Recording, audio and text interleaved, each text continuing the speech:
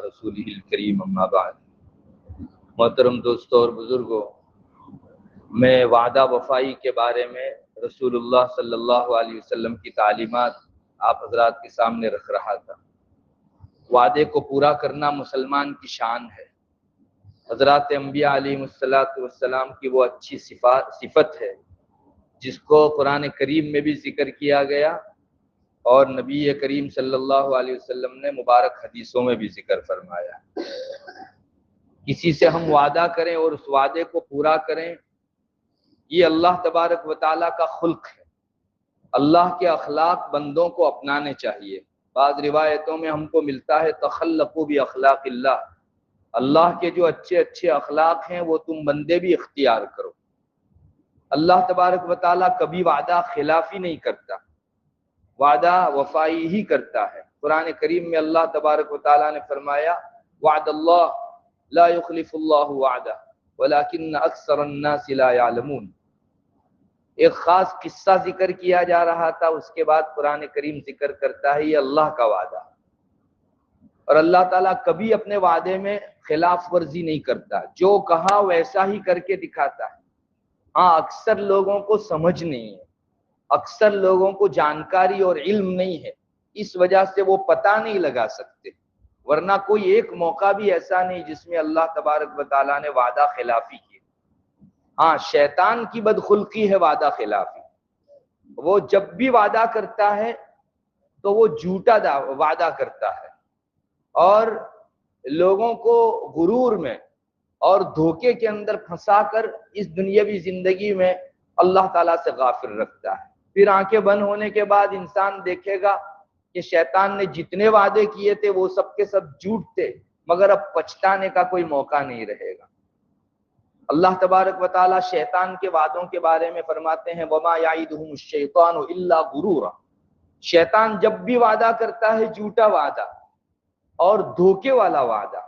مثلا یہ کہتا ہے کہ ایک مرتبہ لطف اٹھا لو، گناہ کے ذریعے سے انجوائے حاصل کر لو، پھر دیکھی جائے گی، توبہ کر لیں گے، یہ کر لیں گے، وہ کر لیں گے، اور کل کو بہت سارے گنہگاروں کی اللہ بخشش فرمائے گا، تمہاری بھی کر دے گا۔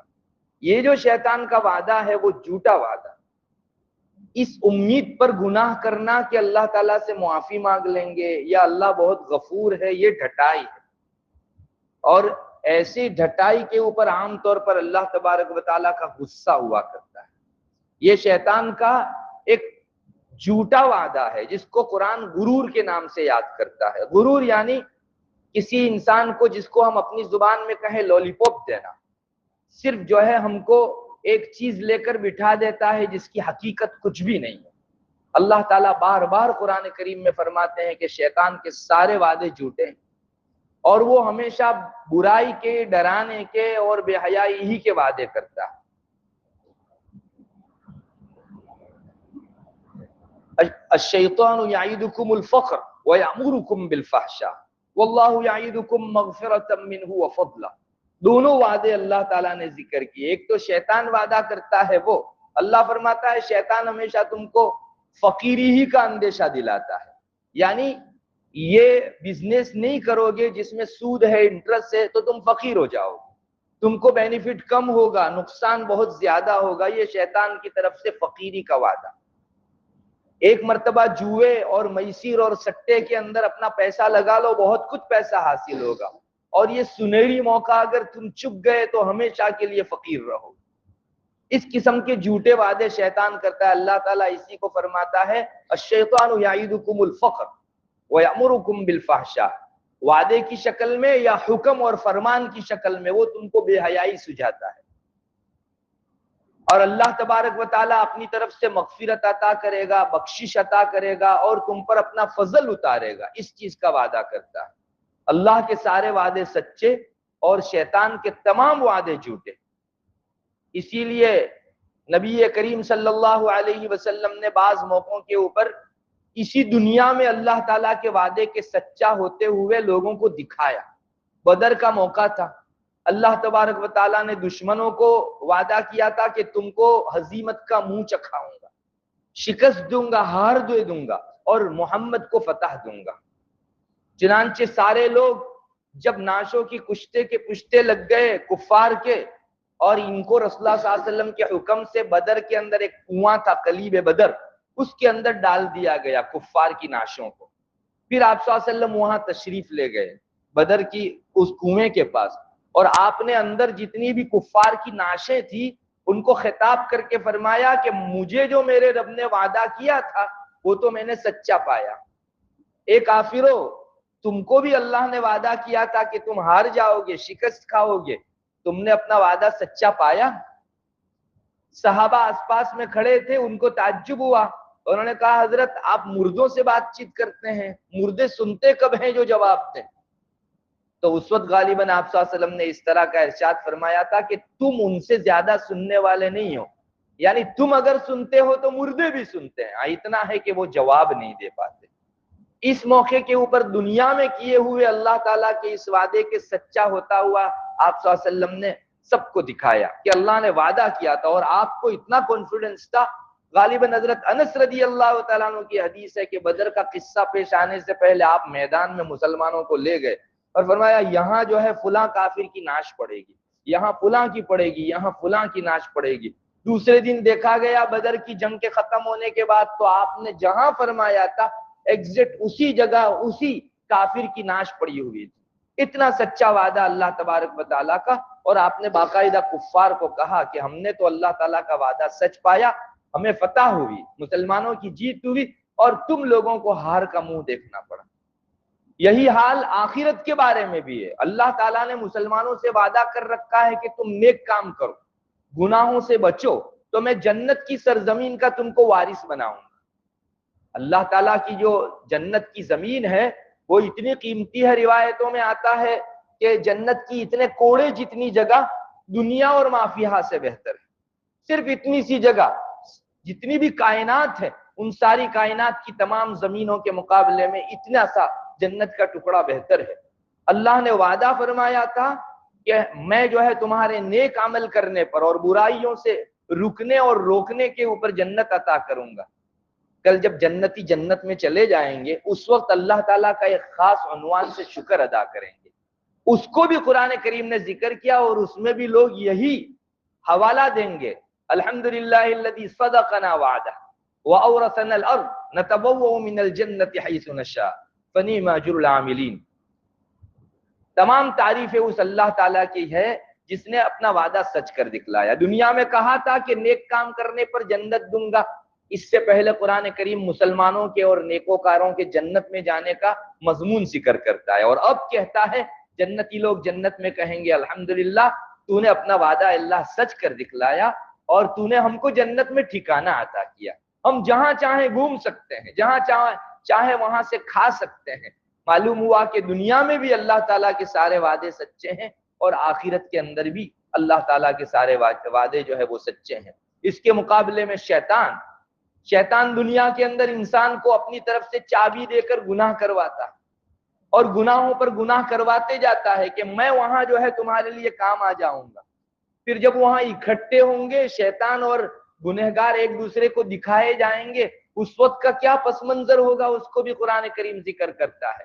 وقال الشیطان لما قضی الامر، جب اللہ فیصلہ فرما چکیں گے تو شیطان کہے گا ان اللہ وعدکم وعد الحق ووعدتکم فاخلفتکم، اللہ نے جو وعدہ کیا تھا وہ تو سچا وعدہ تھا کہ تم نیکی کرو گے، گناہوں سے بچو گے تو جنت میں جاؤ گے، ووعدتکم، اور میں نے بھی تم سے ایک وعدہ کیا تھا، فاخلفتکم، لیکن میں نے وعدہ خلافی کی۔ فلا تلومونی ولوموا انفسکم، آج مجھ کو ملامت مت کرو، اپنی ذاتوں کو ملامت کرو، تم نے میرا مانا کیوں؟ جبکہ اللہ نے قرآن کریم میں کہا تھا کہ شیطان کے وعدے جھوٹے ہیں، پھر بھی تم نے مجھ پر بھروسہ کیا۔ ما انا بمصرخکم وما انتم بمصرخی، میں کوئی زبردستی کروانے والا نہیں تھا تم سے، میں نے حکم دیا اور تم نے اس پر عمل کیا، تو میری کوئی زبردستی نہیں تھی کہ تم گناہ کرو، آج تم اپنا بھگتو میں اپنا بھگتوں گا۔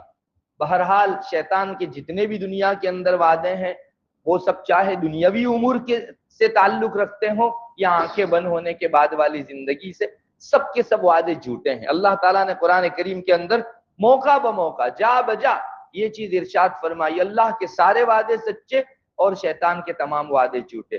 اب مسلمان کی اور انسان کی ہوشیاری اور اس کی خبرداری کی بات ہوگی کہ وہ اللہ کی ان ارشادات کے اوپر یقین رکھے کہ شیطان نے کبھی سچا وعدہ کیا نہیں ہے اور اللہ تعالیٰ نے کبھی جھوٹا وعدہ نہیں کیا ہے۔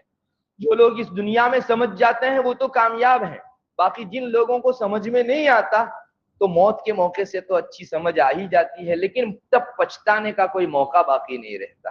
اس لیے ضرورت اس کی ہے کہ وعدہ وفائی اللہ تبارک و تعالیٰ کے اچھے اخلاق میں سے ایک خلق ہے، اور وعدہ خلافی شیطان کی بدخلقیوں میں سے ایک بدخلقی ہے۔ اس کو ہم لوگ سمجھ لیں، اللہ کے اخلاق اختیار کرنے کا ہمیں حکم ہے اور شیطان کی بدخلقیاں چھوڑنے کا حکم ہے۔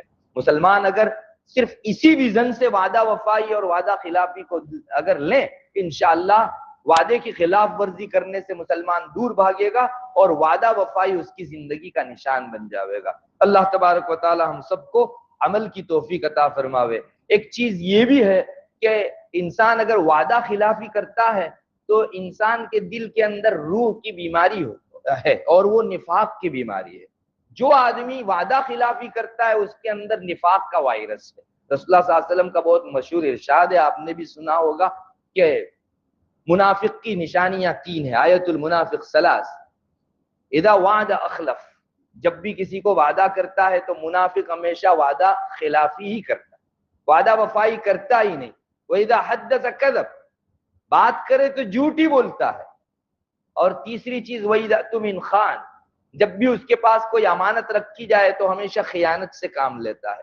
علماء فرماتے ہیں کہ جیسے ظاہری بیماریوں کے وائرس ہوتے ہیں ویسے روح کی بیماریوں کے بھی وائرس ہے، اور ہم اپنا خون لیبورٹری میں چیک کروا کر کیا کیا بیماری ہے اس کو پرکھواتے ہیں، ویسے یہ روح کے جو سمپٹمز ہیں، روح کے جو لکشن ہیں اور اس کے جو جمس ہیں، جراثیم ہیں، ان کو اگر قرآن و حدیث پر پیش کیا جائے تو انسان کی بیماری کا اندازہ ہوتا ہے کہ اس میں نفاق ہے، اس میں کفر ہے، اس میں فسق ہے، اس میں فجور ہے، اس میں بددینی ہے، زندقاپن ہے، اس میں الحاد ہے، ناستک پنا ہے، وغیرہ وغیرہ۔